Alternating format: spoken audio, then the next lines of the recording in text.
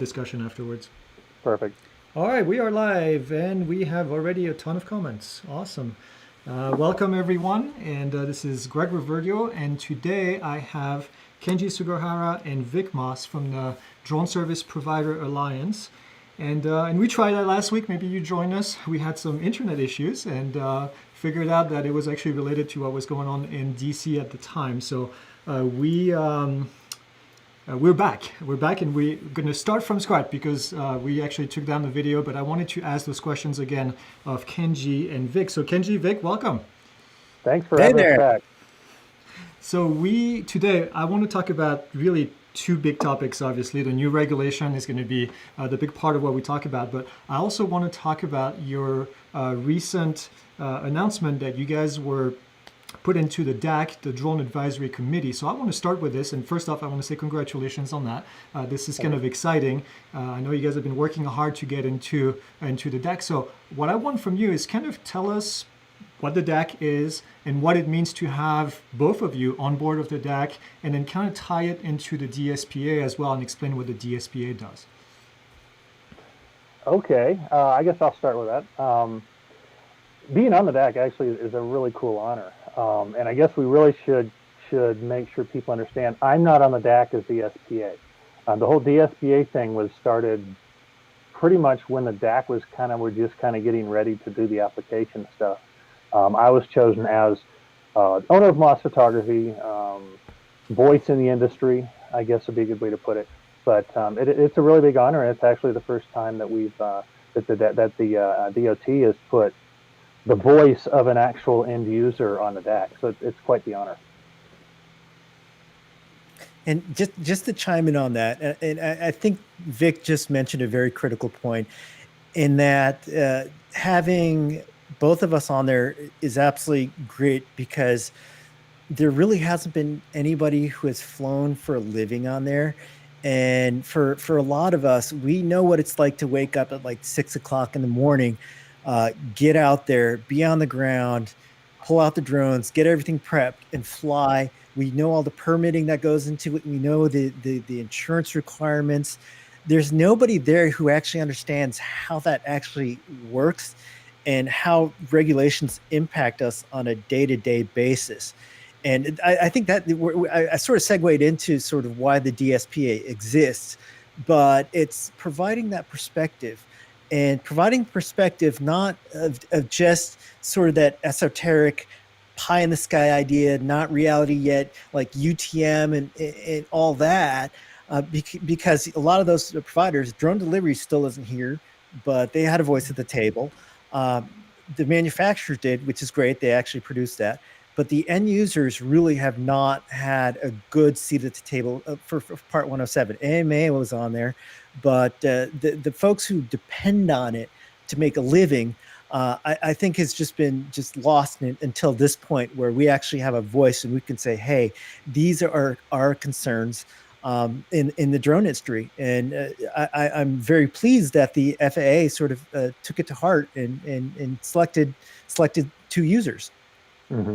Yeah, I absolutely agree. And I mentioned this before, but I was excited when I saw that you guys were starting the DSPA, because this is something that's been needed. You know, I've been hearing from my students saying, where do I go? How do I tell the FAA that this is what we want? Well, we don't really have that. We had the comment section that was available when there's an NPRM, but I think having a group out there that can go and talk about boots on the ground, how does it work when you're on the ground, is extremely important. So I'm excited that you guys are out there, and I couldn't think of any better person to be out there to represent us. And I mean it. I mean, both of you have been involved in different ways in the industry for a long time, and it's good to see somebody. I know there's been and we've talked about this, we've discussed this in our interview before, but there's been people have tried to do the same thing in the past, but it was never, I think, the right group of people and the right reason why they wanted to do it. So I'm excited.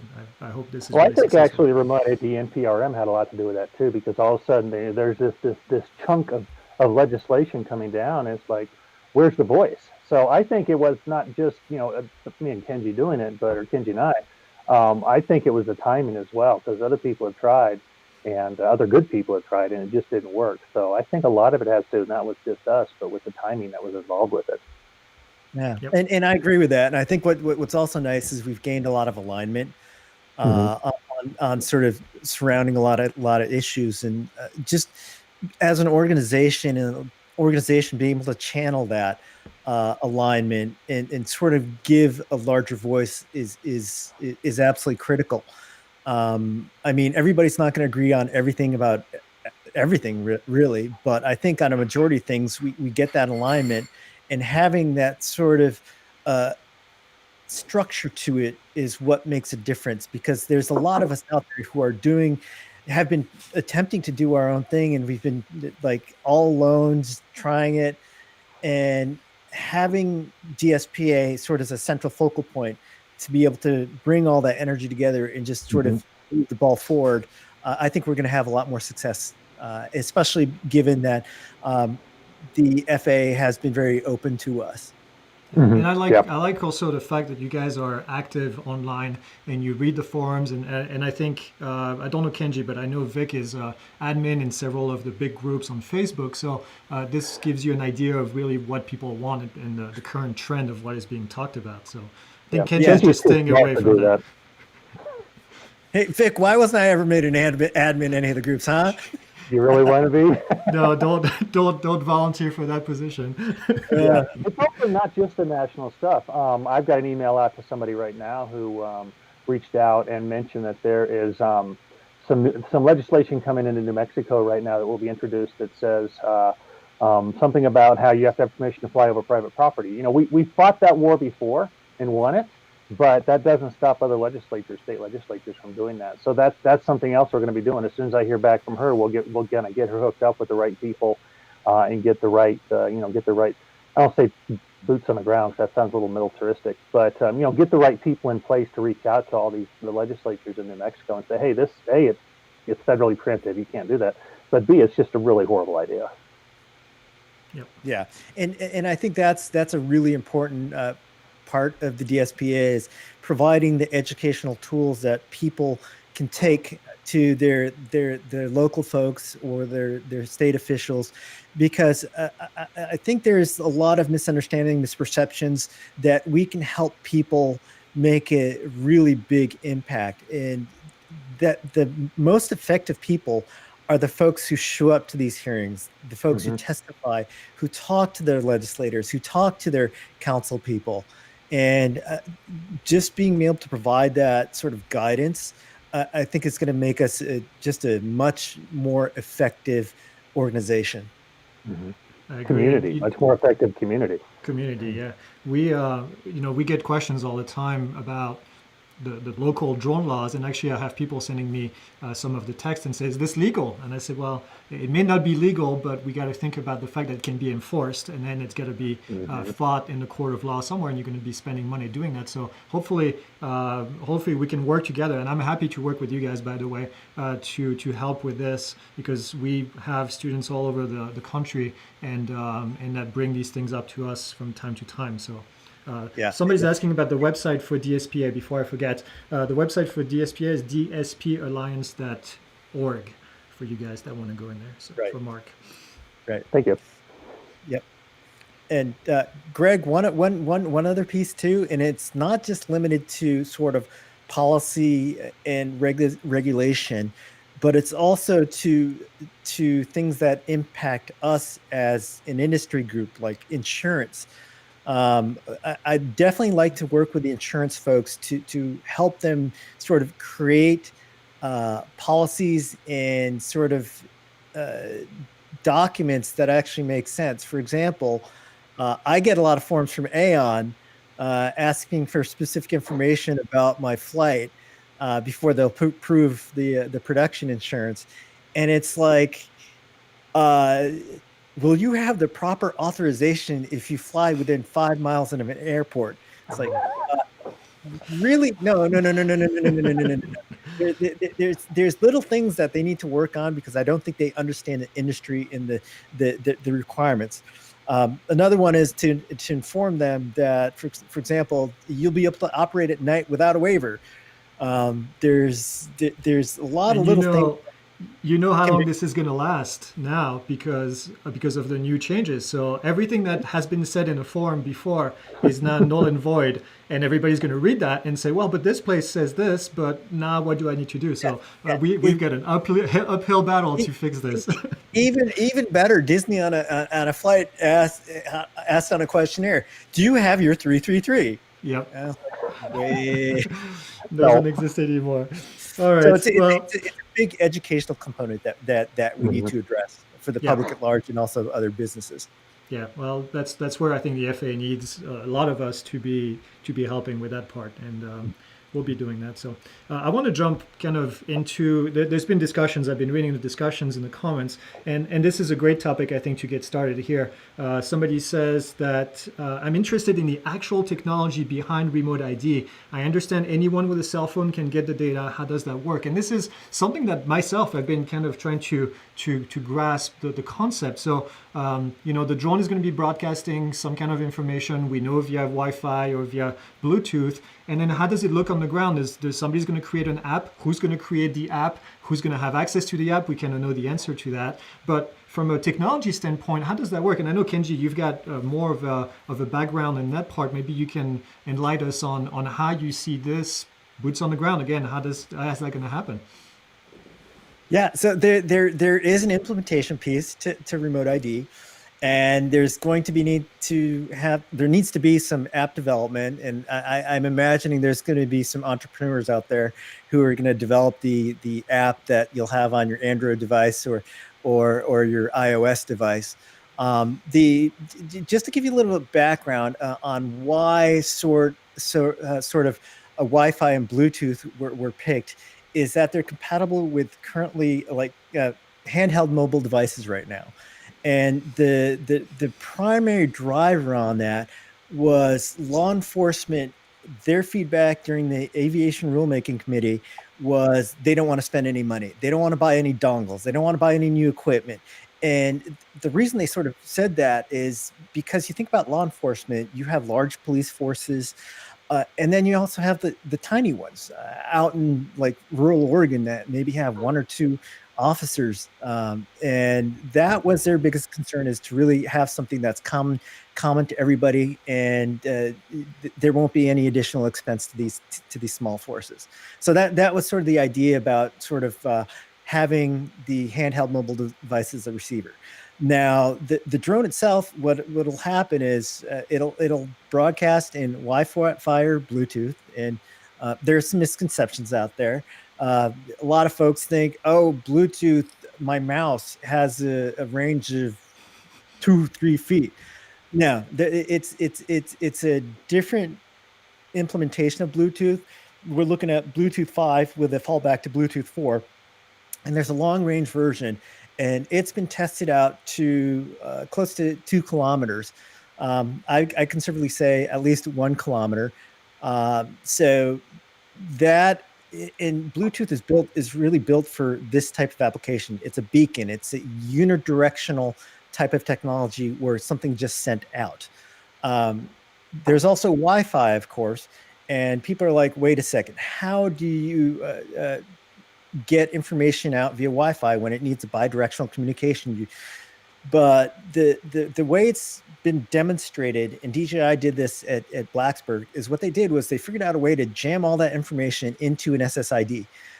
So that just sends it out in that sort of SSID, and it worked. And what's really nice is it didn't sort of block out all the other Wi-Fi hotspots. So you're not going to lose your Wi-Fi hotspot on your home or anything like that when a drone flies by. So that's sort of the technology background behind it. Greg, would you like any other additional information, or can you think of any other questions? No, I think this is great. I mean, I thought about Wi-Fi, and to me, the drone is going to, and I try to keep it simple usually in my head. just Sure. so I can explain it simply. But to me, the drone is going to be a Wi-Fi hotspot that's going to be sending information. And then I was thinking, well, my phone has to connect to that Wi-Fi before I can receive any information. That's what you call the bidirectional thing. But that's where my brain couldn't get past how do you do this with connecting to, if there's 5 drones that are flying, how do you know which one is what, and how do you connect to each of these Wi-Fi things? But if you said you can do it through SSID, then that makes a lot more sense without having to actually connect to the device in itself. And so, okay, that explains actually quite a bit of that. So, no, I think that kind of answers the question. If you guys have questions, leave them in here. I'm reading them as they pop up. Somebody says, what is the protocol stack that is used? I'm not sure what that means, but maybe you do. For the protocol stack, you can run by opendroneid.org, which is an open source project that was put together by a buddy of mine from Intel, Gabe Cox, who's the head of the ASTM group that has been working on the ASTM standard for remote ID. Yeah, and that was actually going to be one of my questions was you mentioned this concept before, and I was going to have you talk about it, so I'm glad you did. There's a question that's kind of related to this. What if your drone doesn't have this capability? Will the app or the device running Go app be able to, I have other things popping up here. Let me see. Can't read the rest. Be able to in turn send off to the airwaves. So the drone has to broadcast the information, not the app on the ground, right? Correct. Yeah. So in this case, and I think this is one of the questions that many people have is, what about my DJI drone? How is that going to work? Can it be retrofitted by software? And is that possible? And you just said DJI has proven that this technology already exists and that they can make it happen, right? They can make it happen, but can they get all the packet informations out yet? That's the question. There are certain aspects that have to be put out that aren't, to my knowledge, compatible yet. I know they are working on it. Kenji and I both talked to somebody there that they're working on trying to figure out how to possibly, just on a firmware push, out push or something, because they don't want to have, they don't want their customers to have to spend extra money, believe it or not. That's not good for business. Any drone maker doesn't want that to happen to their customers. They don't want to hurt their customers. Yep, and to add onto it, if you think about it, a lot of these drones these days, especially the DJI ones, they have what's called software-defined radios inside, and that's sort of what makes it possible to sort of do that and make them remote ID compliant through a firmware update. The biggest hurdle is going to be sort of that ANSI compliant serial number, but given that they've sort of demonstrated the capability, in knowing DJI, I'm fairly confident that they'll be able to do it. There might be some issues in terms of products that are EOL or end of life or won't be able to be updated. Those you'll be able to just put a module onto it for those that can't. But I think most of the drones that are currently in production and going back just a little bit, they should hopefully be able to have a firmware update. And so what that actually brings up one of the questions that I had, which is there's 2 kinds right now in the regulation. There's the remote ID drone itself, the unmanned aircraft system, and then there's a module to go on top of it. And now we're talking about retrofitting a drone by using software. Where would that fall in that category? Is it going to be considered a module, or is it going to be considered an unmanned aircraft?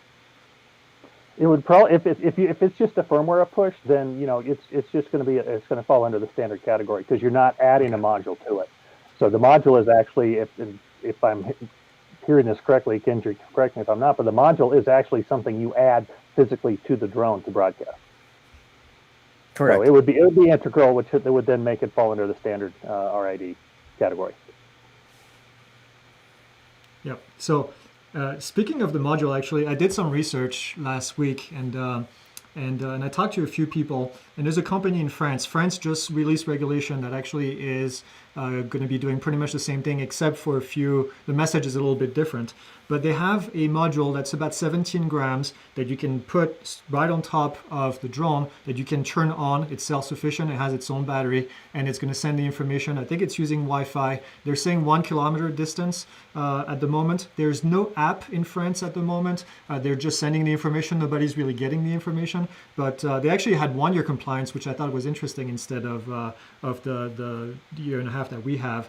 And then the price was not all that good. It was about $200. Now, when I'm saying this, I don't want you guys to start thinking that it's going to be $200. I'm sure that as production increases and as volume increases, it's going to go down a lot. France only has 60 million people with probably a lot smaller market, so it's going to be a completely different approach. But I thought interesting that there was something out there that already exists that we could, kind of take a look at and say, hey, this is what it's going to look like. Have you heard of any other solutions? One manufacturer in France or not. And in that case, they have no market.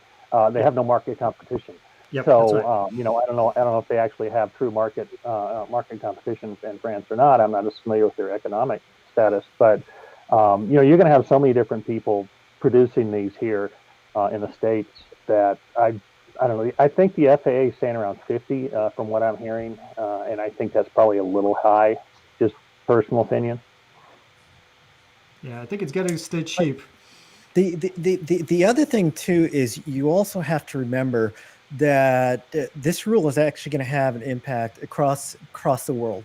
There's other countries that follow the sort of lead that the FAA in the United States takes. For example, Transport Canada, YASA. You look at Australia, New Zealand, Africa, the Middle East. A lot of these pretty much mirror a lot of the FAA regulations that you see. So if they do the same with this is going to be applicable in all these other countries, which then increases the market size. And then as you increase the market size, there's going to be more producers, and then you start to scale, which I think you don't see in just one single country of France. And when you scale at the cost becomes much, much, much lower. Yeah. Mm-hmm. And competition is definitely going to help with that. So this kind of brings me to the next topic, which has been something you've heard many times, I'm sure, on forums. And the biggest complaint to me is the location of the pilot still being broadcasted to the public. And there's been discussions that I've read, and I want to get kind of your take on this is, what are our options? Is this something that we're going to have to live with? Is this something, I know there's potentially regulation that is going to come out that's going to protect US pilots and from being harassed, which is one thing, but is it technologically possible? And Kenji, I know I've seen some of your responses online about this.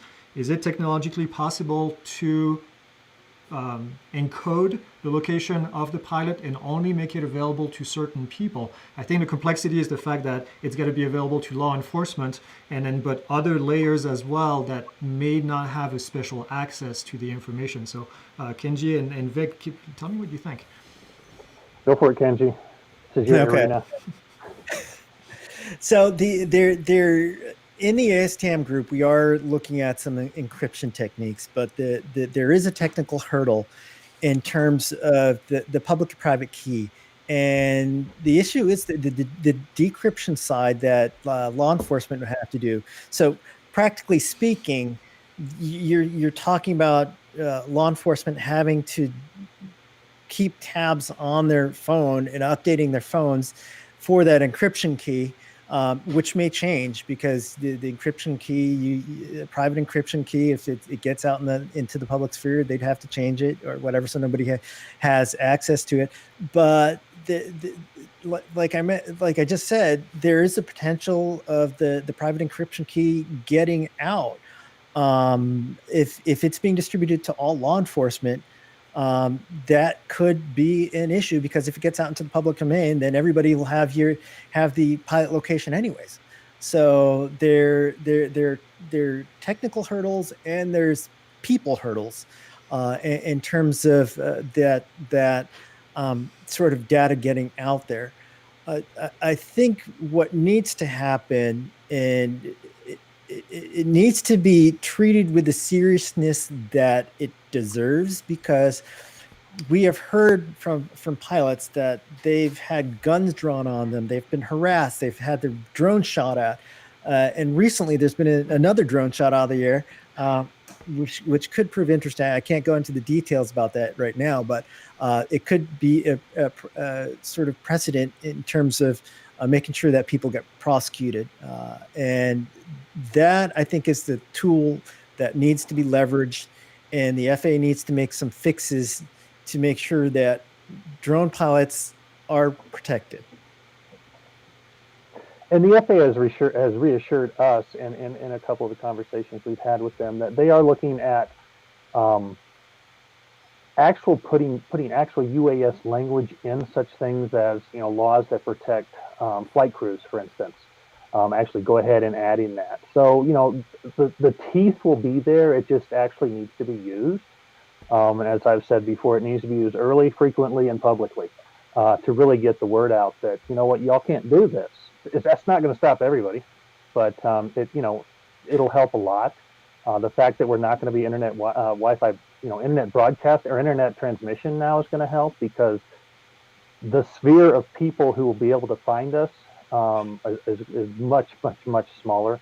You know, it's a kilometer radius at the most, basically, maybe a little more, maybe a little less, depending on how high you are, because it's obviously line of sight.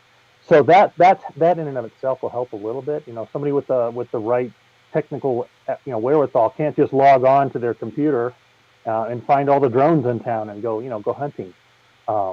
So the fact that we only have broadcast now is a huge help in that area.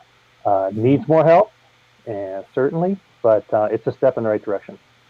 So yeah, and Vic brings up a great point. Bluetooth and Wi-Fi are self-limiting in terms of how far they reach.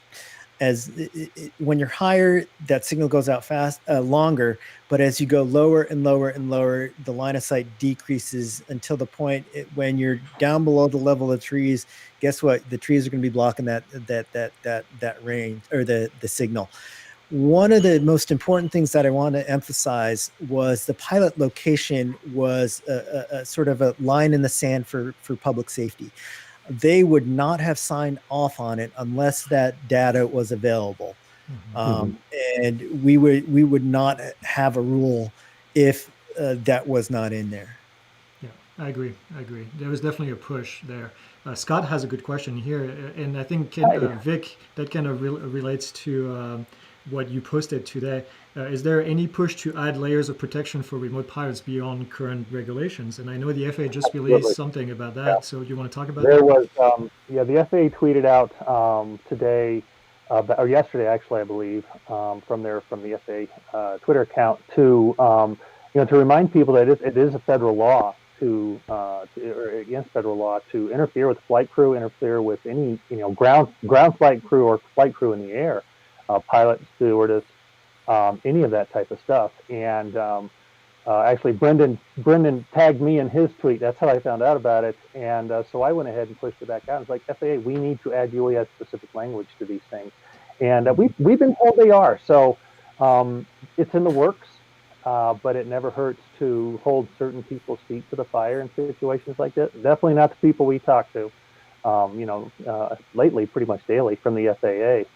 Because they understand it, but it's the people above them that actually are going to be the ones putting those language into those regulations, into those laws, that really need the community's assistance in understanding that, hey, this is pretty huge. It's not as bad as it could be, but it's still a pretty big deal. What John said here, the comment, he said that knowledge that it is illegal will certainly stop someone from doing it.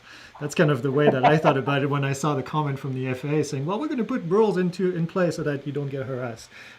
You're right. The rules are one thing, giving them teeth is something entirely different. And I would definitely like to see the DOJ or the DOTOIG really go after somebody and just make this a public spectacle. I agree. Yeah, it needs to be known to people. And Greg, one other thing too is the drones are still relatively new, and there's a technology arc in terms of acceptance and panic. There's a great paper out there. I forget what exactly it is, but it's about the panic cycle of new technology. You go look at Polaroid way back in the early 1900s when they came out. People were wigging out about it, about people taking pictures, and eventually people got over it. Another great example is cell phones. Remember when cell phones first came out with cameras, there was a huge panic about the cell phone cameras and how people would be taking pictures in locker rooms and all those things, and there'll be voyeurs all over the place. But now it's just a common thing that people sort of come to expect. And if somebody's taking a picture somewhere, they shouldn't just tell them to stop it or call the cops or do whatever. But I think we're still in that mode of panic for drones because the technology is still so new. So you're having a lot of state legislators freaking out about it. You still have a lot of people freaking out about it. But eventually that's going to go all away as people get used to it. As people get used to drones flying around, delivering stuff, then they start to see it as a positive tool. Like people see cell phone cameras as a positive tool. So we have to remember there's societal changes that are going on, and it's going to be accepted in most places. There will always be jerks. We always know that. There's a segment of society who will never accept drones whatsoever. But I think the vast majority of people will get to a point where they're comfortable with it. And also, I think the FAA has mentioned that remote ID was put in place for that specific reason, and the reason they didn't want to remove the requirement for the public to see the drone was because they want people to get more acquainted with drones and be able to, when somebody looks at a drone and sees that it's doing something and it's not really a threat, eventually people are going to say, well, drones are not really that big of a deal. So there's a lot of that coming into play. I agree. That's certainly part of it, I'm sure. Yeah. And I'd much rather have somebody report a digital ID rather than taking out a shotgun and blowing a drone out of the sky. Yeah, I agree.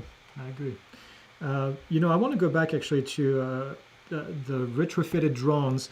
There's a requirement for serial number. Do you think a retrofitted drone is going to get a new serial number that meets the requirement for the new regulation?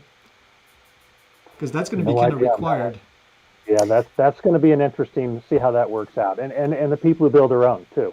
If you're a builder and you're going to put a 5-inch FPV quad out, it's definitely going to be over 250 grams. So it's going to have something. So how do they figure that part out? There's still some aspects of it that are still out there, but again, we have 32 months before we have to worry about it. Yeah. But these things need to be worked out fairly soon so stuff can start happening.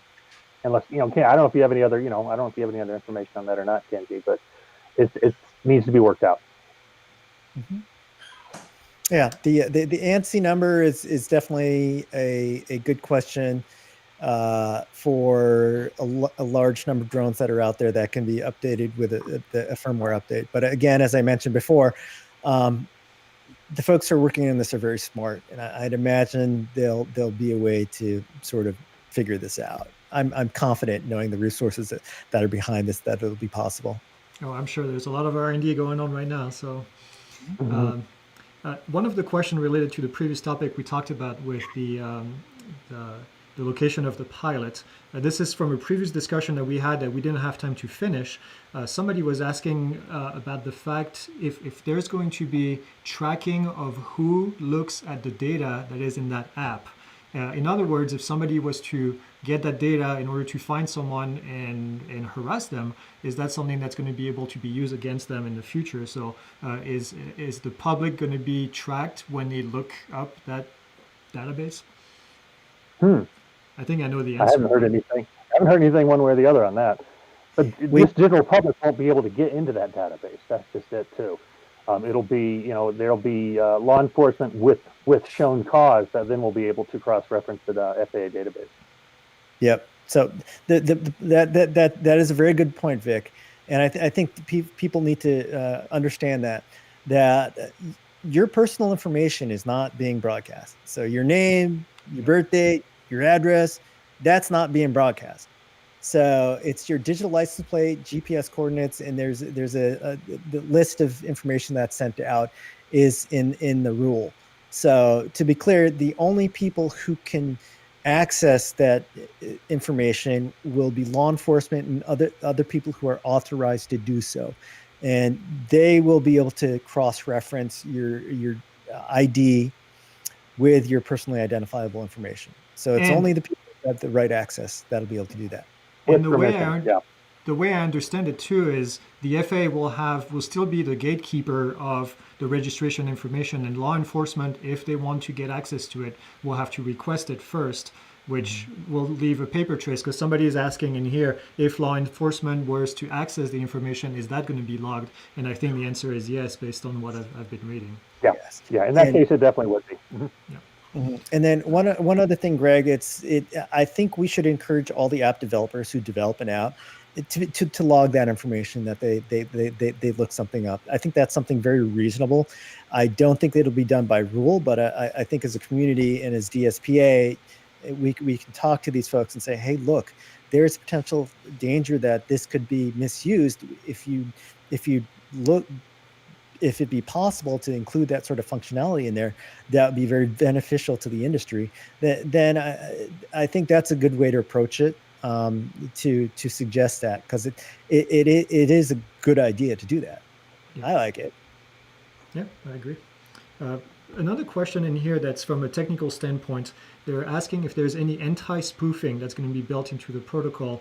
It says, did they consider malicious actors generating fake remote ID signal to confuse or obstruct the system? Have you heard anything about that? I haven't. Go ahead, Vic. No, I haven't heard anything about that, but I know it's possible. I think there's existing regulations under the FCC that cover that. So, nothing prevents it, but at the same time, that's probably a violation of FCC regs. Yeah, you don't want to mess with the FCC, if anything, that's for sure. I'd rather have the FAA mad at me for a week than the FCC mad at me. Oh, for sure. Yeah, FCC and the IRS, those are the two that you don't want to mess with. Yep. Here's another question here, and this is a good one because it opens to a lot more questions. And this is from our previous discussion. Do you think that beyond visual line of sight for Part 107 operators may become an option in the future? And I want to kind of preface this before I give you the floor. The FAA has been pretty clear in this release of the regulation that this is step number one. We're not done with remote ID. We're not done with the capabilities of remote ID. But the FAA, I think, in the NPRM wanted to solve all the problems at once, and they ended up saying, well, we're only going to solve one problem right now, which is the day-to-day operation from the day-to-day operator out there, and we're not really going to worry about beyond visual line of sight with this set of regulation. And eventually I think we will see the network option coming back. They actually said in the FAA document that this is not the end of network. We're going to come back to it, but for more complex operation. So I wanted to kind of get what do you guys think about this the future of BVLOS for Part 107 operators? How do you foresee that's going to look like? Well, I know that the FAA understands that is a huge roadblock for advancement in the industry is the BVLOS technical aspects that can or cannot happen. And the fact that they refuse to define line of sight in the final rule, I think is I don't know if they're showing their hand or what in that, but I can see this aspect of it, once it's a proven aspect, the RID aspect of it, becoming a gateway to BVLOS. Mm-hmm. So from my perspective, you have to dig pretty deep into this to really understand sort of what we're dealing with. UTM isn't out of the question, as we know, but that's only part of the equation. The part of the equation that's missed by a lot of folks is that we have to deal with non-cooperative aircraft. And when I'm talking about non-cooperative aircraft, I'm talking about manned aircraft who aren't required to have ADSB or any sort of electronic sort of conspicuity, because that's a big issue. There's a lot of manned aircraft out there who aren't picked up by secondary surveillance either radar or other ground-based sensors, and they're a big issue. And talking with the folks at AOPA, it's going to be a very, very, very tough haul to get them to sort of be electronically conspicuous. Yeah. They're only required to have ADS-B within the Mode C veil. So there's going to be a need to sort of a way to avoid them. And their assumption on AOPA's side, and that they're going to argue for, is that there has to be sensors on all unmanned aircraft to avoid manned aircraft. It's always our duty to sense and avoid, of course. Sense and avoid, yep. Yeah. So even if there is UTM and we are connected to the network, there's still going to need to be sort of onboard type of systems to be able to avoid manned aircraft. And I think that's how it's going to end up. Yeah. So in terms of our regular 107 operator that wants to fly an Inspire 2 beyond visual line of sight, I think that's going to be tough. I don't know what the future holds. You might find out that sensors get really cheap and it's easy to detect a manned aircraft. But I think for the foreseeable future, it's going to be pretty difficult for us to do.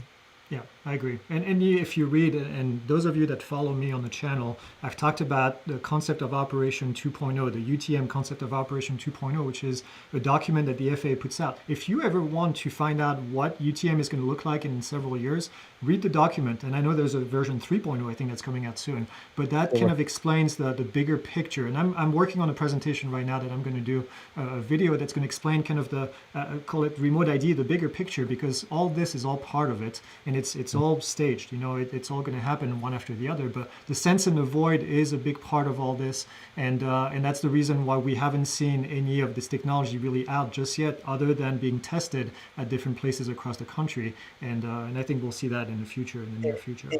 And Greg, and you probably saw this in the UTM ConOps 2.0. Is it talks about voluntary participation. That's right.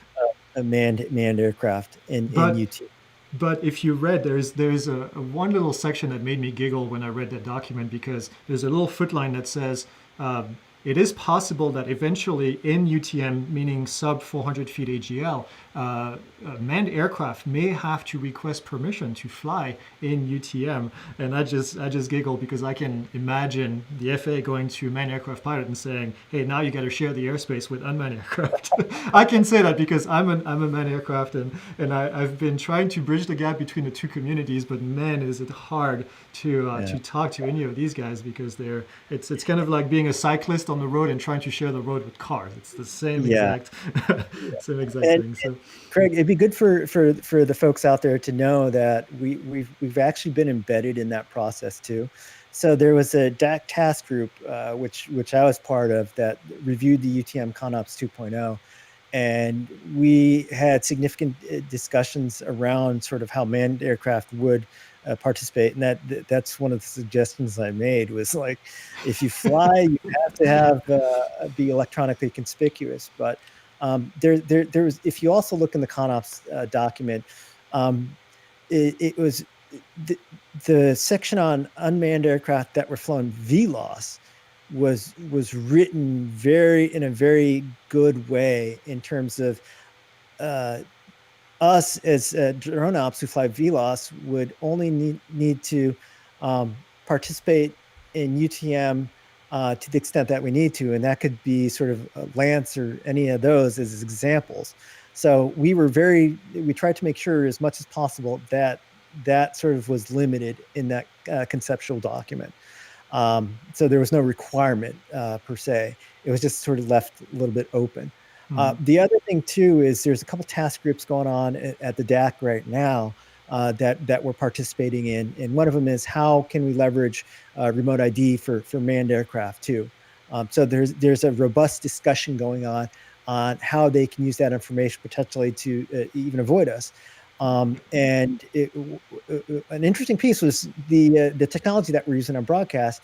AOPA came out with a study that says it would give 22 seconds for pilots to react, which in my idea, that's actually a decent amount of time to sort of see, detect, figure out what you want to do, and avoid it. And what's nice is we got some backing from the helicopter guys going, yeah, that makes sense. That's a decent amount of time. We can make decisions. So while it's not intended for detect and avoid, it can be used to help sort of manned pilots avoid our aircraft too. And we're talking about a very small segment of the manned aircraft population. We're talking about helicopters, crop dusters, anybody who operates and flies on a regular basis outside of airports under 400 feet. So we're not talking about pretty much anyone out there, airliners, all that is just out of it. Near airports, it's going to be different. You have your airspace approval like we have now with land, so that doesn't really matter all that much. So yeah, I think that's a great idea. I want to jump on the topic here. It's unrelated to remote ID, but it is related to the new regulation. And I know there has been a ton of confusion about this. So I want to put an end to this. I want people to send the information around talking about the recurrent for Part 107. Somebody says, my recurrent Part 107 is not due until XXX. Fill in the blanks, whatever you want.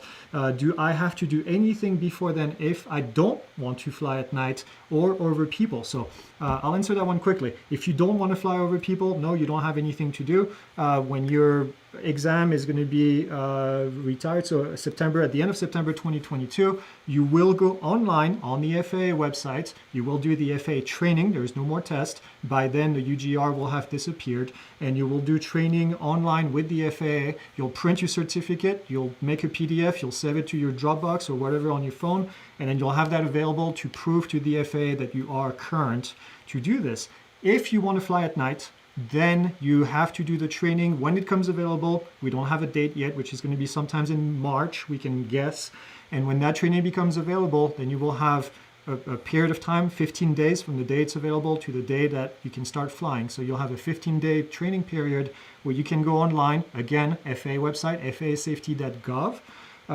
You can get the training done right there, and then you'll be ready to fly. If you don't have a certificate just yet, by the time the new exam, there's a new exam, we're going to call it version 2.0, right, of the initial exam. When that version 2.0 comes out at the same time, in March sometimes, once you take that, then it qualifies you to fly at night. So in order to fly at night, you're going to need to do two things. Either you take the recurrent training on the FAA website for free, or you do the initial exam that the FAA is going to put out.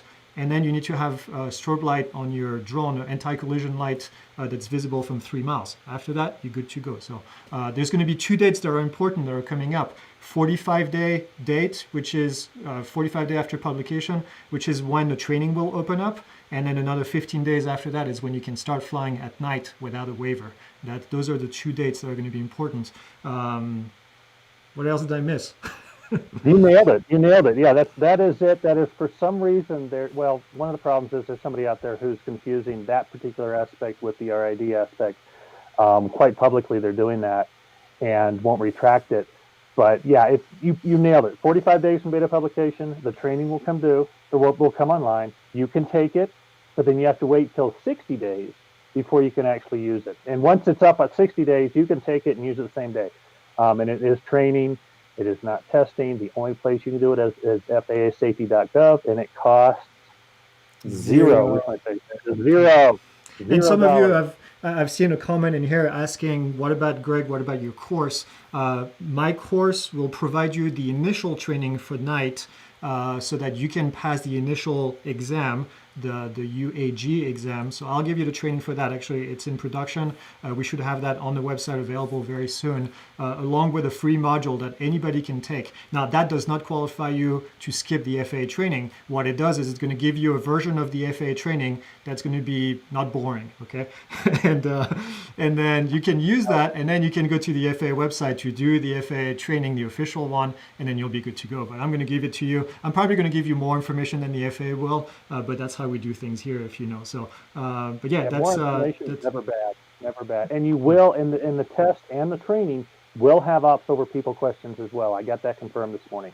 Yeah. So I actually sent an email to Kevin this morning to find out when is the big question for me, so I can have all that knowledge. So we've been working pretty hard. Big question for everybody. Yep. So Kevin probably doesn't even have that yet. Okay. Next question here. Let's see.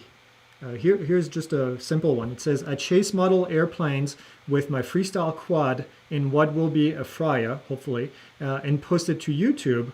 How will that rule affect me? I'm going to let you guys do this, and then I'm going to read the questions in the meantime.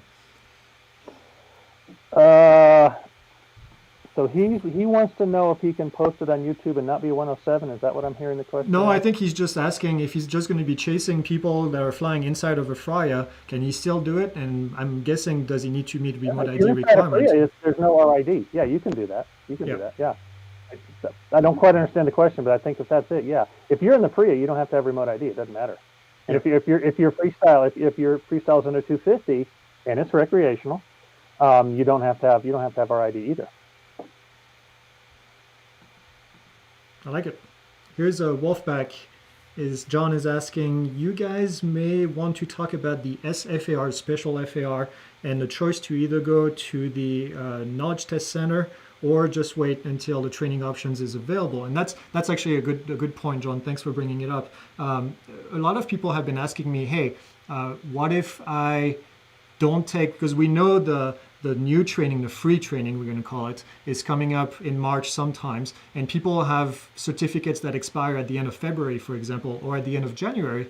And some people have asked me and said, can I just wait and then do the free training? If I wait and then become no longer current, then do I need to take the initial again? And I'm going to let you guys answer. I know the answer, but I want to get your participation as well. Once you take your initial, you have your remote pilot certificate. It will never expire. You can be non-current for 20 years, if it's still a thing in 20 years, and just jump online and take a recurrent. It's just like any other aspect of aviation where we don't have like the check rides and that kind of thing. But you never take the initial over again. It's strictly the recurrent. And if you become non-current before the new rule, the online recurrent training takes effect, that's a decision you're going to have to make on whether or not you continue flying under 107. If you fly for a company, you're going to have to, or they're going to have to shell out the money. Even if it's just for 6 weeks, you're still going to have to become current again. I will tell you that a big deciding factor in that should be your insurance. If you're flying non-current and you have an incident, your insurance will very likely use the fact that you're flying non-current to deny a claim. So that's something you really need to think about, and you really need to think hard about. If you're considering waiting, if you've got that little short window between the time you become non-current and the time the training takes place, you should probably think really hard about whether or not you let that lapse and keep flying. It's never about whether or not you're going to get caught by the FAA. It's always about liability if something happens. You can fly day and night if you want without a certificate, flying over people, flying over whatever you want. Don't recommend it, obviously, but the day that something happens, then whoever you destroyed their cars, their property, you killed their dogs, or you did whatever you want. John has a good saying with nuns driving a bus full of children into a nuclear power plant, right? There you go. Forgot about that. Then you basically going to lose your house, you're going to lose your savings, you're going to lose everything because you're going to get brought in court. So it's never a good idea for the price, especially now. And I'm going to sound like a salesman for a second, but for the price of a course, if you want to follow a course online, and then for the price of the certificate for the test, $160 with the FAA. That's your investment now for life because the recurrent training is free. So you're going to invest between $160 to $300 into this to become certified, to know something, and then this is something that you keep forever. So I think it's totally not worth the repercussions, but that's just my take. Yeah, I'm in that same exact boat too because I took the initial exam way back when in August, and then for this current period, I got the COVID extension, which extended me for 6 months, and that expires at the end of February. Yep. And looking at the timing, it might be 2 weeks until that test comes out. So I'm sitting there going, just fly under somebody else. Just have somebody be your pilot next to you, supervising you, making sure you do things right. That's true. That's all I got more than a test. I'll come over. I'll be your supervisor. I'm lucky because I did mine in September. So mine of September of 2016. So I actually did the special FAR, and then that actually brings me to right in March. So I won't have to do the free extension. But I take the test anyway. I go to the testing center to do the initial, just to keep up to date with what goes on in the exam actually. So I've taken the initial more times than I want to say. Here's yeah. For that very reason, because I had to teach it as well. So. Yeah, yeah, exactly. Here's a good question. FPV. We haven't had too many questions about FPV yet, but for FPV flying, is the FAA requiring standard remote ID? The answer is yes. The final rule does not seem to allow the visual observer to maintain visual line of sight with the module and flying at a FRIA. And this is a question that I see a lot online for how do you legally fly under Part 107 or really as a 44809 recreational pilot if you're flying FPV, because you can't look at the drone out there. So tell me what you guys think. So I'll jump on this.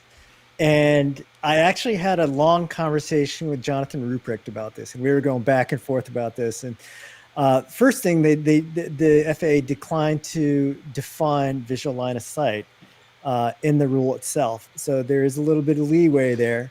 But what's absolutely critical is the actual language that they used in it. I'll read it verbatim what it says. The person manipulating the flight controls of the unmanned aircraft system must be able to see the unmanned aircraft at all times throughout the operation. It doesn't say the person manipulating the controls has to see it the entire time. It says must be able to see it, and that distinction is important because if it's flown within visual line of sight and your visual observers keeping an eye on it, guess what? If you're able to whip off your goggles, you'll be able to see it as long as it's flown within visual line of sight. And that's a critical key distinction that a lot of people have missed out on.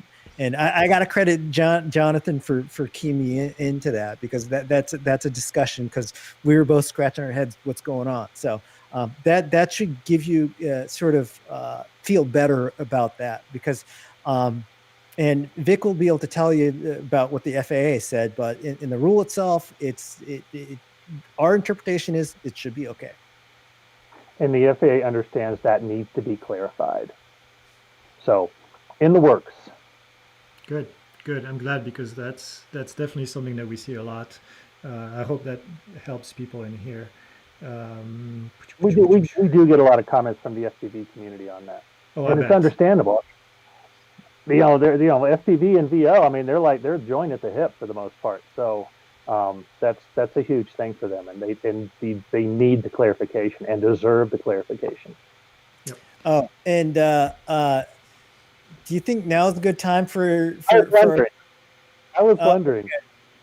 Greg, you got the exclusive on this, and I know a lot of folks in the FPV community have been going, but FPV is not represented and all that. And I agree with you. I wish that there was representation on the ARC by FPVs, but you got it in us. But the big announcement is we are pleased to bring on Dave Messina, President and CEO of the FPV Freedom Coalition, on board as a board member of the DSPA. Awesome. Yeah, that's awesome, because I know Dave has been a proponent for the FPV community and for everyone, quite frankly. So that's really great news. I'm excited. You're building a strong team. That's really cool. And there'll be others coming out as well, which will be big names that y'all will know. Yeah. Awesome. You got the exclusive, Greg. Yeah, I love it. I hope people are still here. Yeah, no, they are. This is exciting. I'll put that on my drone news on Friday when I talk about this. Yeah. Somebody just gave a thumbs up. Okay, this is a little bit off topic, but I want to bring this up because it needs to be put to an end once and for all. It says, some people are saying that if you post to YouTube and any social media, even if it's not monetized, it requires Part 107. That is a big question. And I think this came from, unfortunately, a video online where somebody interviewed an FAA personnel that spoke out of turn, I think. And out of turn is a nice way to put it, yeah.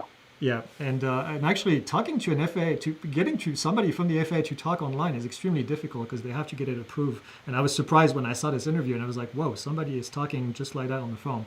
But anyway, so what they had said in that video was that yeah, anytime that you're going to put something on YouTube, basically it requires Part 107. That's not true.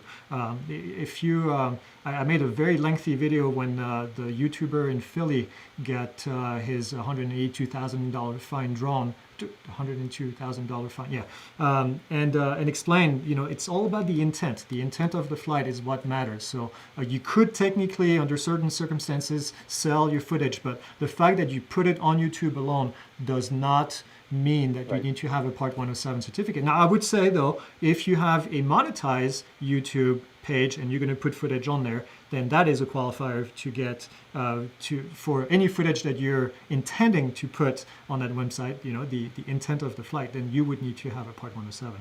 Anything to add on this? Yeah, that is a line from purely recreational, and that's kind of the key. The first part of those eight requirements for 44809 was purely recreational flight. If you're not doing this purely recreationally, you need your 107. And if you're if you're a YouTuber and you're doing stuff, and we know a famous one who does this, and you're doing stuff specifically to monetize your page, yeah, you probably should have your 107. Not probably, you should have your 107. You should, because also remember that the interesting part about all this is that the 44809 is an exemption. It's an exemption to not follow Part 107 regulation. So I always explain to people, Part 107 is the rule. Regardless of what you do, you fly under Part 107, except if you meet all 8 of these requirements, all of them, then you qualify for the exemption, and then you can fly as a recreational flyer. But anytime that you don't follow one of these, then you're in trouble, which is the big point with the gentleman in Philly that got fined. That was kind of the big deal. He didn't follow some of this regulation, so excluded him from 44809 and automatically brings him into Part 107. So that's something that you have to be careful with. So, and one quick clarification on that as well. YouTube is now monetizing for themselves some channels where people are not, they themselves are not monetizing.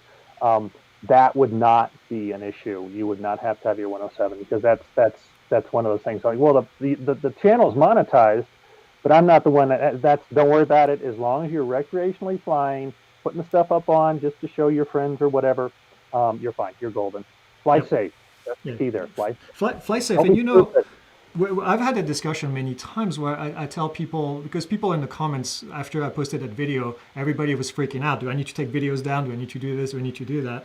And I said, the FAA is not the hammer that we made them to be. The FAA is out there to make sure that you don't do something stupid and endangers people's life, and obviously the national airspace, which is what they're in charge of. So you could be flying and I hate to even say this publicly, but you could be flying in your backyard 20 feet above the ground, and the FAA is never going to really say anything about that. Now, if you're going to be flying in Class Bravo airspace at 500 or 600 feet in the final path for any kind of major airport, then yeah, they're going to have a problem with that, and they're going to go after you after they try to educate you, obviously. So, I want to not always make the FAA look like the bad guy, because I don't think they are.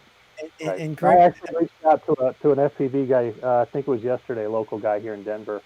He posted some stuff of him flying the Rio in Vegas. So I reached out to him and said, might want to take that down.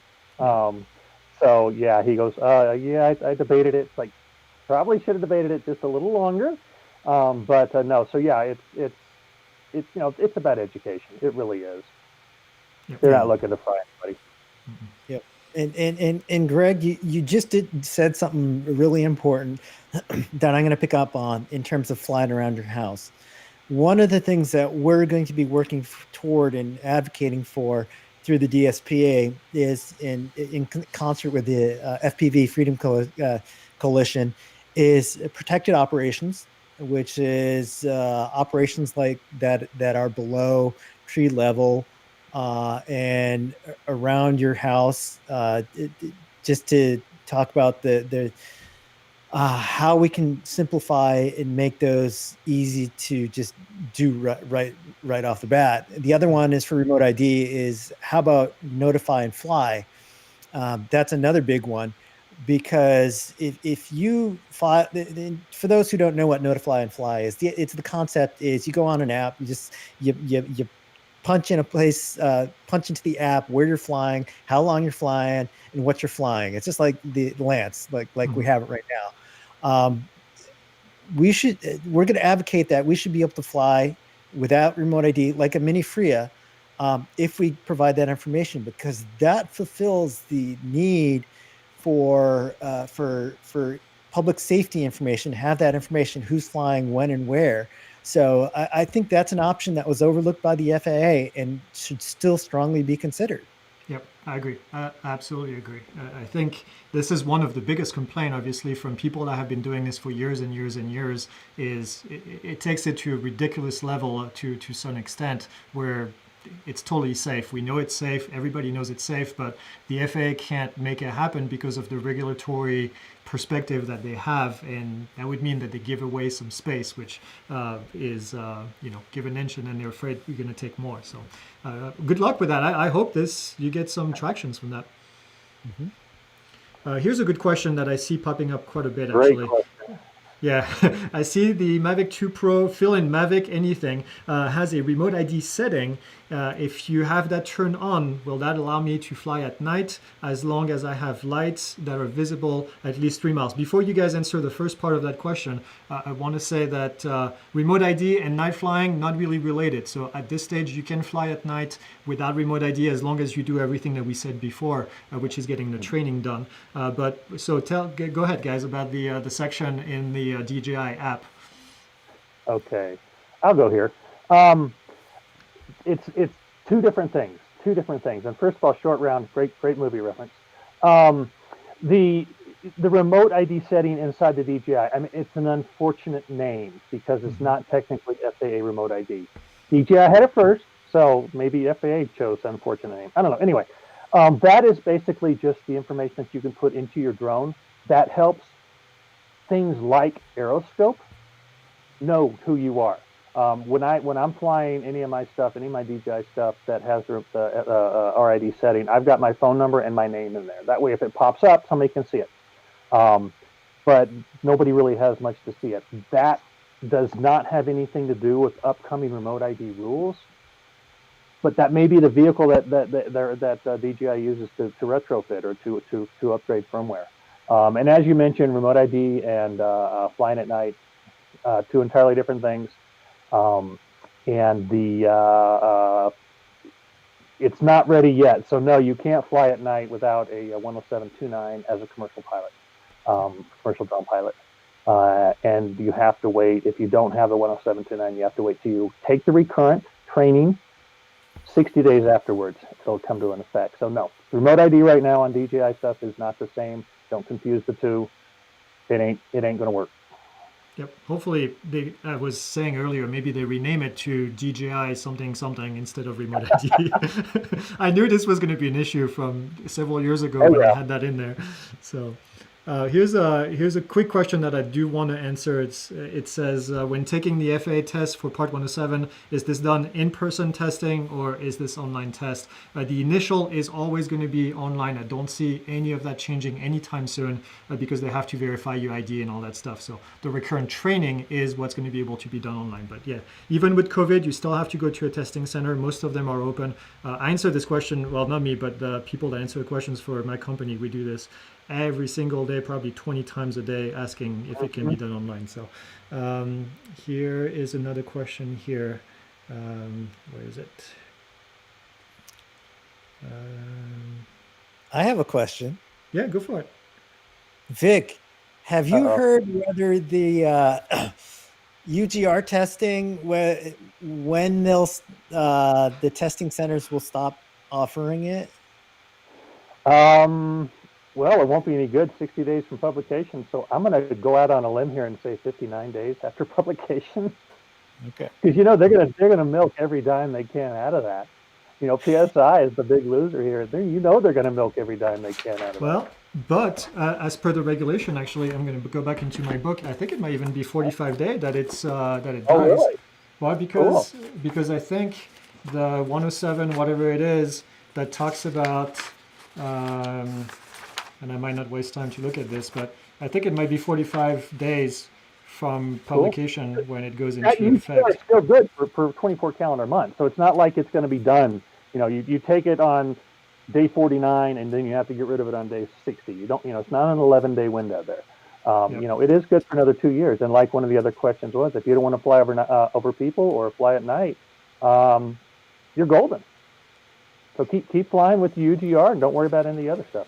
Yeah, so I'm reading 107.65. My guess is you're right. 60 days after publication, I think it will disappear because that's when technically the new 107.65 goes into effect. So I think that's when it's going to die. So, but I don't foresee that they're going to make much money from that unless flight schools don't, or drone pilot schools don't tell their customers and try to milk them for some more recurrent exams.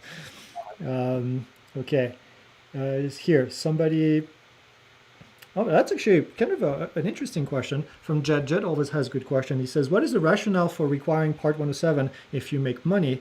New rules in the UK and EU don't require a professional license. They actually kind of look at it from a risk perspective. So, do you guys have any insights as to why the FAA decided to go that way? Not that we can really change it, quite frankly. So." I would say it was risk-based here. Whether it was logically risk-based is always open to interpretation. But originally it was the thinking behind, when you asked that question to the FAA when it first came out was, hey, you know what, if you're 107 or if you're trying to make money on this, you might risk your craft a little bit more to make that extra money than somebody who's not making any money on it. And my answer to that was always, I think that's just the opposite. If you're trying to make money with your rig, you don't want to risk it more than somebody who's just out there playing around and flying. But that's the justification of it at the original 107. Might even be back actually from the 333 days, if I remember correctly. It's a mindset in the FAA that there's more risk involved, so there might be more chances. Whether it's logical or not, I don't know. That's what I've heard. So, Kenji, if you've heard anything different. Yeah, I think it's a holdover for manned aircraft because if you fly for competition, there's a whole different rule set that's involved, and that's probably sort of the framework that they looked at and just stuck it on us. Yeah, I do think, and we can see now a lot of things that the FAA is doing is really copying what we had, with the Part 21 certification and coming up with standards for maintenance and all of this. This is something that we've seen for manned aircraft forever. So I agree. Yeah. Here's a question about flying over people. We haven't really talked too much about this yet. So how do you know what category your drone fits in and flying over people without a waiver? Do you still need a parachute system? So this is a two-part question. I'll answer the first one and then you guys can answer the second one. In terms of how do you know your category of drone? If it's category 2, 3, or 4, I'm going to include, then it's going to be labeled as a category 2, 3, or 4. So the manufacturer is going to have to tell you that your drone qualifies as a category 2, 3, or 4. So you can't really do anything until that happens. They're going to have to do testing. They're going to have to submit it to the FAA. The FAA is going to have to approve it. And then after this, you'll have a list. So there's going to be a list out there on the FAA website that says the Mavic 2 Pro is qualifying for this category and or this category. For category 1, it's going to be easier because there are some requirements you need to meet, sub 250 grams and no propellers that can cause laceration, or rotating propellers that can cause laceration, and all that stuff. So, the second part in here is the parachute. You guys want to talk about the parachute system? I haven't done that much doing it. Kenji, I know you've worked with some of them, so go for it. Yeah, so there, as was mentioned, there's going to be an approved means of compliance, and that'll be tested by the FAA. And then the parachutes are just one mitigation. There's other mitigations that can be used. For example, if the drone is friable, there's other compliance, like for example, with the props not being able to sort of lacerate anybody. There'll be compliance with, for example, using cages or motor stop technologies. So there's multiple ways to sort of comply with the requirements of the rule. So that's going to be up to the manufacturers to be able to prove that using the approved means of compliance. Once they meet that, then there has to be declaration of compliance, which is a statement that's saying this is compliant, and that also has to be approved by the FAA. So have you seen anything kind of, I hate rumors because I don't believe in rumors, but anything from the current drones, the popular drones, you're talking about the Mavic 2 Pro, the Mavic Air 2 and all of this, any idea if one, they're going to be approved, and two, what category would they fall in? Well, it's one thing. I'll take this one for a second. Sorry. One thing that's a possibility is, and this has not been confirmed. We have asked, or at least I've asked. I think Kenji has as well. Is the Mavic Air? I'm sorry, not the Mavic Air. The Mini and the Mini 2 is, if you put the cages on them, you're over 250 automatically. But Japan has a different criteria for weight than we do, and the Japanese batteries with the cages for the minis still come under 250. So, will they fly under Category 1? Quite possibly. Ducted Cinewhoops. If your Cinewhoop is under 250, that will meet Category 1. You cannot sustain flights over open air assemblies at that point without remote ID, but you can fly over the people and over traffic, transitioning over traffic. That's transition, yeah. Yeah. Mm-hmm. Yeah. So that's as soon as the regulation goes into play, which is 60 days after publication, which there's just a comment that popped up right now, and I haven't verified that, but it says operation over people is now in the Federal Register for public inspection. It will officially publish on 1/15/2021. Hey, Hey, this is the second big release of the day between you guys announcing Dave and then this. I know who EQB is, and I can't remember, but at least I've seen the name before. Well, I have to go back and change a bunch of my presentations now. You know what I did? I'm working on mine right now, and I put a bunch of brackets that says 45 days, 60 days, and then I can go back and fill in the blanket. Yep. I just went to Kevin for approval. Now he'll fix it for me, maybe. Oh, that's awesome. The one thing I also want to mention is there are a number of parachutes, Parazero and Indemnis, that have approved waivers under the FAA for ops over people. So those, I can imagine, will go through the process quicker because they already have the testing sort of data. They'll still need to have that means of compliance reapproved again through the FAA, but I think those two are among some of the companies that you'll see some of this coming out pretty rapidly. So the question is, these companies usually have, I'm talking about Parazero and Indemnis, they usually have two versions of the drone, of the parachute. They have one with the compliance paperwork and have one without the compliance paperwork, which is a lot cheaper. I'm guessing that the non-paperwork one would still be valid because they're going to submit the paperwork to somebody else. The paperwork they were charging for was to get the waiver in place. So you still got to have a declaration of compliance. Yeah, but that's coming from the manufacturer. Right. But that's actually, Well, can you do a declaration of compliance from a parachute company to qualify? That's a good question. Oh yeah, I don't know. Add that on the list for Kevin. If you're watching, Kevin, you'll get that soon. He is. I'm sure he's hiding. He's like, damn it. Yeah, he's smart if he is. He's a good guy. I love Kevin. He's a great guy. I know John is watching, so. I want to clarify this one real quick. It says, when I take my recurrent in 2022, my current test, will it include training and tests for flying over people and at night? You won't really take a recurrent test in 2022. You'll be taking recurrent training. And my understanding is actually for now, the night flying is going to be used for recurrent training. But I think my understanding is in the future, there will be other courses that you can do to give you recurrent training, not just the night one. For right now, I think that's I think it's all going to be one. It's going to be different aspects of the same training, from what I'm understanding, but it all is all going to be on the same training. Awesome. Here's one. I haven't read the whole thing, but I live in zero airspace grid in Florida with a 107. Am I allowed to fly outside the garage without permission? Nope. Nope. Oh, wait a minute though. If you want to, if you're going to do this recreationally, reach out to your airport and see if you can get a letter of agreement. Oh, LOA. Yeah, get an LOA. See if they'll write you an LOA, and that way you can just pop up and 50 feet in your backyard with your little whatever, your Emacs or whatever, your squirt. Yeah, see if they'll do that for you. I don't know if they will or not, but if you don't ask, the answer is no. Yep, that's right. Worst they can say is no. Yep. Here's a question, and these are a little bit unrelated, but they always come up, so I always like to help people with this. I'm not sure if I'm current or not now. I couldn't test for recurrent in September when mine went out of currency. I took the online recurrent in November.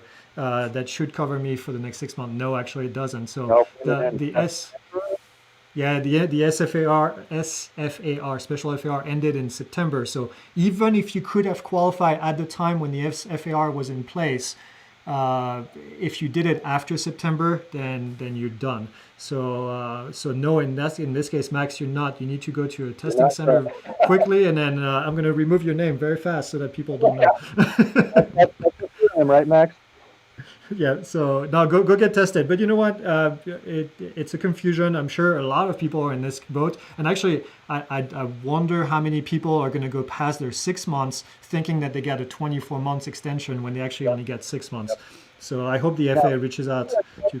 Important too, because if there is a situation where you are called on the carpet, I wouldn't even use those words. If you were contacted, this would be an educational opportunity for the FAA. They're not going to come take you away in handcuffs because you messed up your date on your recurrent. Yeah, they'll say next time pay a little better attention, and this will be in your record. So if you do it again, you'll probably get in a little bit of trouble. Slap on the fingers. Here's another question from Jet. He said, will you have to provide proof that your drone is under 250 grams to a LEO or FAA official? And I want to go back to that LEO and FAA official because there's some things that we need to talk about here. Good question. What do you guys think? I don't know. Put it on a scale and take a picture of it and keep it in your phone. I don't know. I wouldn't carry a scale around and worry about it. I always and this is me personally, I always tell people, even if it's under 250, register it. Yep. Because that confusion is gone. A lot of law enforcement do understand the 250 rule, but a lot of them don't. They just know that, hey, if you see a drone, it better have a registration number on it. So spend $5, put that same number on all your drones, whether it's 250 or not, and call it happy. It's a $5 insurance policy against a headache down the road. Yeah, I can see the FAA now being issued standard scales, tiny little letter scales to measure 250. Yeah, so pay them off from the DEA when they bust drug activity.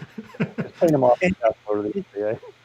And you think about it, the only time that would come into play is if something bad happens. Yeah, that's right. That's exactly right. Well, you could get RAM checked. And the FAA could ask, is it under 250? I'm sure they would ask if they saw a prop guard on it and you were arguing with them that it's not. But I want to go back to that LEO and FAA official in here because there was an update in the Part 107. In the past, really on paper, you were only supposed to provide your remote ID certificate along with your ID to the FAA, and that's been changed to now be LEO, FAA, TSA, and then I think any other big shot agencies out there. Do you guys remember the full list? I think that pretty much covers it. If it's somebody in authority, just do it. I mean, why not? Yeah. Just again, it's your responsibility really to de-escalate a situation. Just as a human being, much less a drone operator. Not everybody agrees with me with that. I understand that, but I'd even go as far as to show it to somebody who thinks they know what's going on and they're the guy down the street who hates drones. But I know people who actually wear it on a tether on their or a lanyard on their person while they're flying. But no, it is the persons in authority. But yeah, FAA, DOT, FBI, local law enforcement. You run a cop down at the mall, probably not, but just do it anyway. That kind of stuff. I agree. Here's a question. Let me see. I'm only 15 and now waiting until I turn 16 to get my license, and I'm just wondering what jobs are out there for Part 107 holders other than real estate. This is something that we see on a regular basis. People asking, hey, what can I do with a drone? And my answer is always the same thing, is what are you good at? What is your set of skills, and what can you do? The drone is a tool. The drone is something in your toolbox, just like a hammer and something else that you're going to be using. Are you good at doing photography like Vic? You know, Vic has a photography business and he uses the drone as a tool to provide aerial photography. Or are you somebody who's a roof inspector and then you can use your drone for roof inspection? Or, you know, there's so many applications, but you know, at your age, at 16, find something that you like and then build some skills and then learn how to fly the drones to use it as a tool for your business on top of it. What other recommendations you guys have? Yeah, whatever you can bring to the table. You know, if you're a GIS guy or gal, shoot, you know, there you go. You've got a great in a great industry. But yeah, you know, people think they're gonna. You know, it's like it's the digital camera revolution 20 years ago. You know, I've got a digital camera. I'm a photographer. It's like, yeah, but you know, just because you have a drone doesn't mean you're going to be a successful drone pilot person. But if you've got the drive and the skill set, you will be. It's that simple. Yeah. My advice is to do what you enjoy, and one of the things that I'd recommend is getting together with your local drone group and just talking with people and potentially just shadowing them and see what it's like. I mean, that's the best thing that you can do, is just go out there with them and see what's involved and see if it interests you. And I think that's the most advice, the best advice that I can give you, at least, is just hang out with the folks and see what it's like. Yep. And if you can't I'm sure teach. Kenji gets requests all the time. I do. Hey, can I come hang out with you? I don't always say yes because, you know, first of all, I'm on a construction site a lot of times. I don't need somebody hanging around with me not wearing PPE. But, you know, there are times when people have. Absolutely. Yep.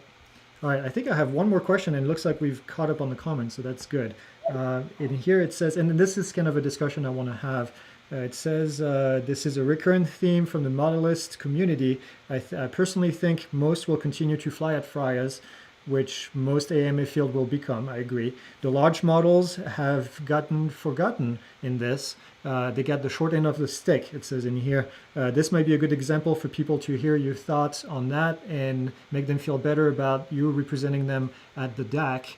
And I want to clarify this question for people that are listening. You know, there is more than quadcopters. There is more than small aircraft that are being flown, airplanes that are being flown at small altitude.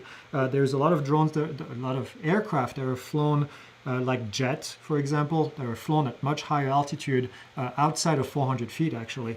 And I think these people are a minority these days, and I think they get attacked with this regulation for really no reason. But I think it's a good discussion to have. You know, should these people be really part of this regulation? Should they be treated as something different? How do we qualify them? What's your perspective on this? Well, I understand what they're saying. I really do. And a friend of mine here in Colorado flies long distance wings here in the mountains of Colorado. 100% perfectly safe, 100% illegal. So the FAA, in their attempt to incorporate a lot of different people into the rules, has labeled a number of different aspects of the hobby as illegal. Unintentional, and it's not like we're going after these guys. We're going after the wings. We're going after the big turbines. But yeah, they have gotten the short end of the stick. And one of the aspects of at least the remote ID rule is that there is going to be a mechanism in place to fly under exceptions. And I would love to see the AMA jump on this, especially. They're not there anymore, but Kenji and I are both members, so I guess technically they're sort of there. Is let's look at the wing guys here in Colorado and the floaties and those kind of guys, the foamies, I mean, and the big turbines. Those things are incredible to watch. I've never seen them in person, but some incredible videos on YouTube. They need an existing exception, some way, some method of compliance, because they are so safe. And if you take one of those turbines to an AMA field, you know, you've got your geographic boundaries, and you've got your 400-foot ceiling. You're actually making the situation worse by doing that to them. So there has to be an exception in place for the remote ID rule and for them. And there is wording in the language where some kind of exception process will be there. Yeah, and I think the exception process is really the appropriate avenue, because During the ARC, one of the big concerns by the security folks was, yeah, these can be flown for a very long distance and stay within visual line of sight because some of them are so big. And that was their biggest concern, that they could be used for something nefarious. Have they been? There's been isolated incidents, but the vast majority have been safe and have participated in the NAS for a very long time. And I agree with Vic that is an exception. There has to be exceptions for a hobby that's been in existence since the early 1900s to be able to do what they do and has had a very safe record. I agree. I just want to do this question that just popped up because I don't want to forget about it. Somebody says, please name procedure. I'm new to my Mavic Mini drone. What steps to take to fly my drone legally, my first drone legally, before I return it to Costco? It's a really long answer, but I'll tell you this. Email me at greg@pilotinstitute.com. We have a drone flying 101 course, and I'll gladly give it to you for free so you can go out there and fly. We have that course for $25 because I talk about everything from the start to the end, how you request airspace approval, how you do all this. So if any of you are watching and you want to get educated, I will more than likely give it to you for free because this is about education. So send me an email. And like Kenji said, find a local group. Go on Facebook, find a local group. Here we've got the Denver Drone Club. We've got Colorado Drone Club. We've got the Drone Pilot Social Hour. That's a lot of fun because we get together, try and fly a little bit, and then drink a little beer and talk about drones. Always in that order. I always want to make sure people understand that. It's just like AMA where you've got the fields and you've got the camaraderie, but we don't have an actual field. Our drone groups don't have actual fields. But they get together and they fly in different areas. So find a local group, make yourself known, have fun, and just soak up all the information you can when you're at those get-togethers, because people love talking about this stuff. People can't shut me up sometimes when I start talking about this stuff. But that's good. I mean, we've talked about this with Vic, is be an advocate for, if you know some stuff and you know that it's correct, share it with people, help people. If you see people flying illegally, assume that they're not doing it on purpose and then go talk to them. Or if you think they're flying illegally, because sometimes you may be wrong as well. But go talk to them, enter a discussion. I've done this many times where I know specific areas really close to the airport and I just go chat with people. I don't even ask questions. I just let them talk. And then eventually you realize, and then you can turn it into an educational session without making it an educational session. And then people are like, oh wow, I had no idea. And then they go home and they actually learn something. So I think it's all up to us to do this, but without the first encounter being, well, you're flying illegally. Just assume people are doing the right thing or they think they're doing the right thing. So there was a question here that I wanted to bring up because it's important. Discussion about Homebuilt. We were actually having a discussion offline before we get in here about Homebuilt. Let me see here. Oh, here. No, that's not it. Here.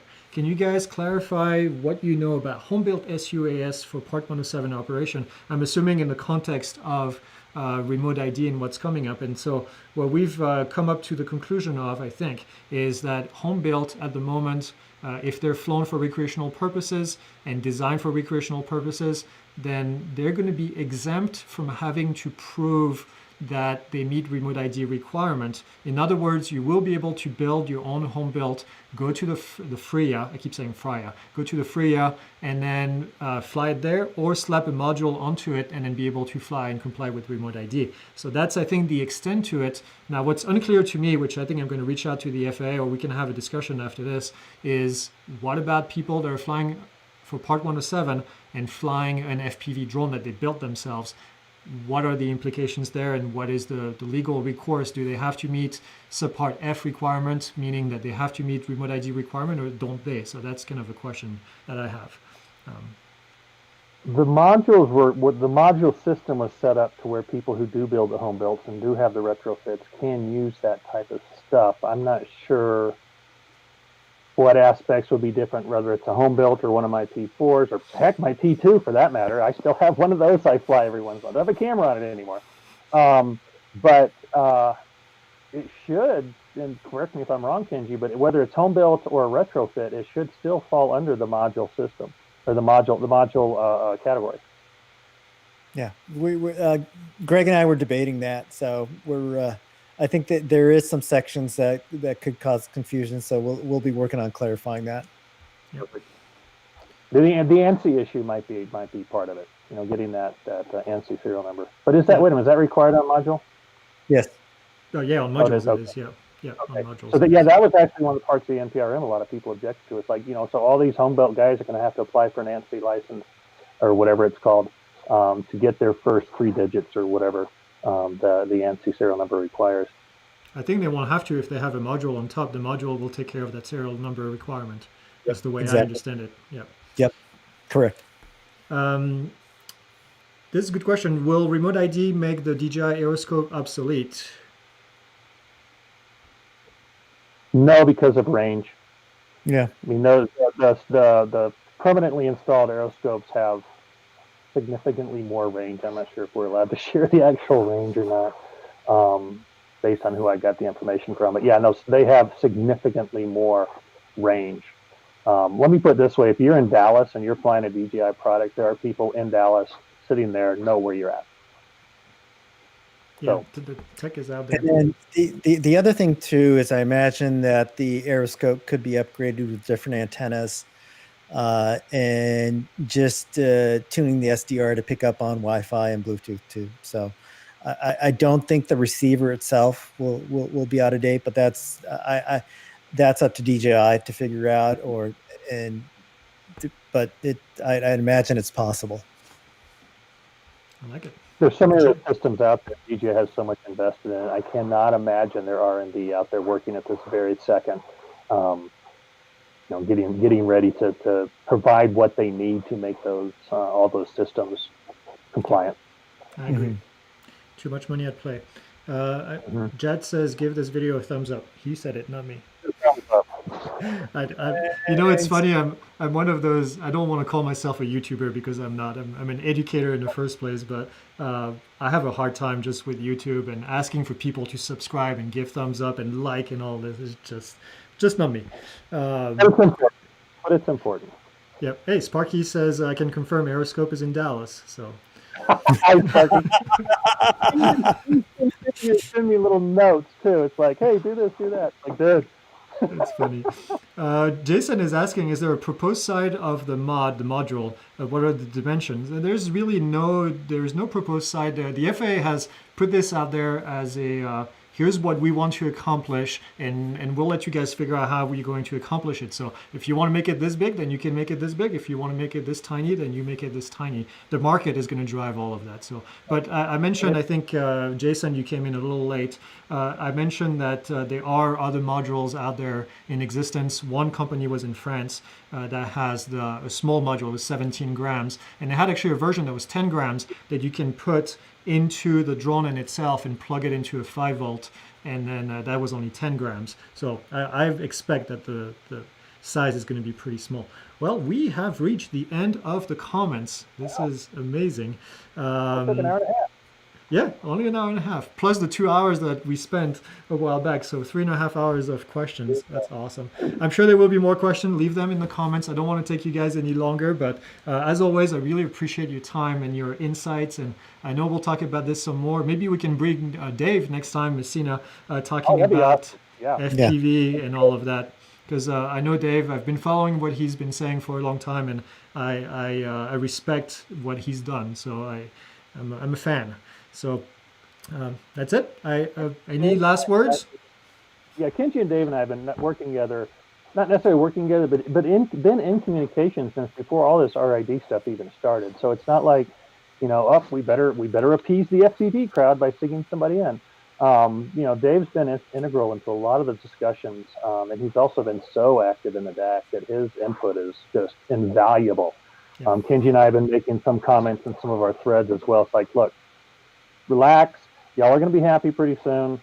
We can't say anything yet. And this is what we were alluding to, is the fact that, you guys have, the FPV crowd has somebody in their corner with us. We just weren't quite ready to put that out there yet. But now it's out. So we're going to get that press release out. Right, Kenji? Yeah. And Johnny, yeah, you're welcome. Thank you. Somebody says, I still want to know how the FAA is going to enforce this, and Oh, what yeah. are the fines? And I think that's going to be the most difficult part of all of this, as always, is you can have all the regulation you want in the world, but how enforceable is it going to be? Again, it always comes down to what's going to happen. If something happens, then the FAA is going to enforce it. But so, Yeah. yeah. And, And and, it's, and go ahead. just to think about it, it's like all our laws right now that we have on the books. For example, there's people who drive without licenses, drive without insurance, and they're not caught. But when they do, they're in big trouble. Yeah. So Mhm. there's comparisons in life which you can look at. But I think almost all of us want to comply, be good citizens, and do the right thing. And it's a smaller minority who say, "I'll never do it, no matter what." And those people will all exist. And I think that's the way that we have to think things in context. Yeah. And somebody And in the the same. FAA is not an enforcement agency; they're an education and safety agency. Yep. But like to use your example earlier with the Philly guy, they attempted the education side first, and he ignored them. Yeah. So Don't ignore the FAA. yeah, he's not No, ignoring again. them anymore. I can promise you that. No, If I you bet. get a letter, you get a phone call, all somebody wants to do is talk to you. Yeah. So do it. Yeah, and this person Vintage Slots asked again, and they said, do you think people will buy module? And I think this is a good question for you guys, based on what Yeah. you've seen, the reaction. Personally, I think with the new regulation, most people will get a module to comply. I think the FPV crowd is going to be a little bit different, just because of the type of drones that they fly. But what do you guys think? From my perspective, at least, the 107 vast majority of 107 people will, because it's a potential sort of that could become an issue, like with before insurance liability and other issues with having your 107. So those are strong things to make sure that 107 ops will do that. The other thing too is a lot of the drones out there that are consumer off the shelf, well, pretty much all of them will come with remote ID, and it's going to be built in, and it's won't be an option. So I think through that sort of mechanism, you'll see increased compliance, because it'll be part of it.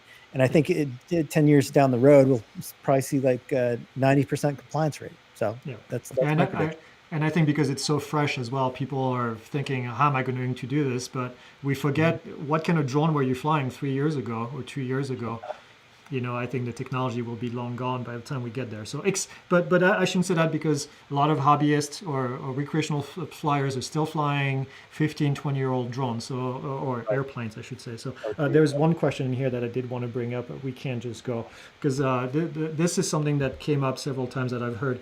What about P&P planes? Now, I don't remember what P&P planes, but like kit planes that come with motors and servo, but no receiver and no flight controller. Where are these going to fall? And I know the FAA has a kit section, and the FAA in the regulation, they call kit a disassembled airplane, which means that the manufacturer of the kit has to provide remote ID, has to do remote ID compliance, because they're considered the manufacturer in this case. Now, I'm not sure where a kit becomes a kit and when it ends being a kit. So do you guys have any insights on that?